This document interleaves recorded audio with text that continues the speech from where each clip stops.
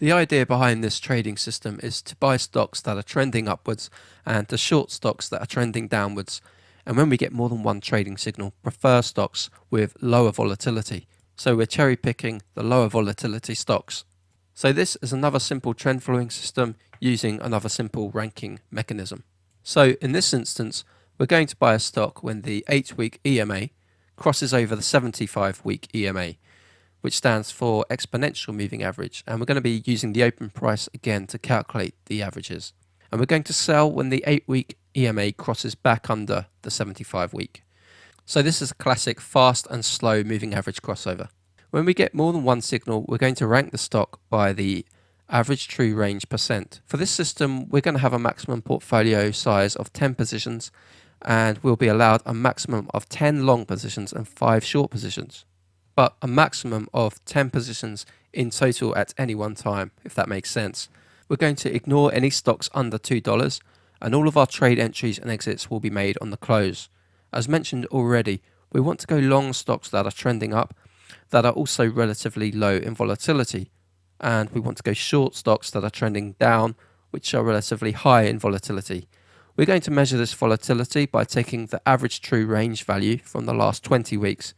We're going to divide that by the close price and then multiply by 100. This will give us ATRP, which essentially gives us the average true range as a percentage value, which means we can more easily compare the normalized volatility between securities. So now we have ATRP, we are going to prefer stocks that have lower ATRP values for longs and prefer higher ATRP values for shorts. Here's another example of the kind of trade setup we're looking for in UTX, where we can see the 8-week EMA crosses over the 75-week EMA, and then we sell the stock when the EMA crosses back under. And here you can see how we've calculated the averages using the open price so that we can then trade on the close. So let's run the system now on the S&P 1500 universe of stocks with a starting capital of 10k. As you can see, the system gave us an annualized return of 9.16% in our test period, with a maximum drawdown of 31% and a win rate of 37%. And that beats the buy and hold benchmark return of around 4 to 5%. If we now run the system from January 2015 to April 26 in a small amount of out-of-sample data, we get an annualized return of negative 0.35% with a maximum drawdown of 7%. You can see that we got the classic trend following win rate of 40%. So we didn't see a huge drawdown, but we didn't make a profit in our out-of-sample test, which means this system hasn't performed very well in the most recent time periods.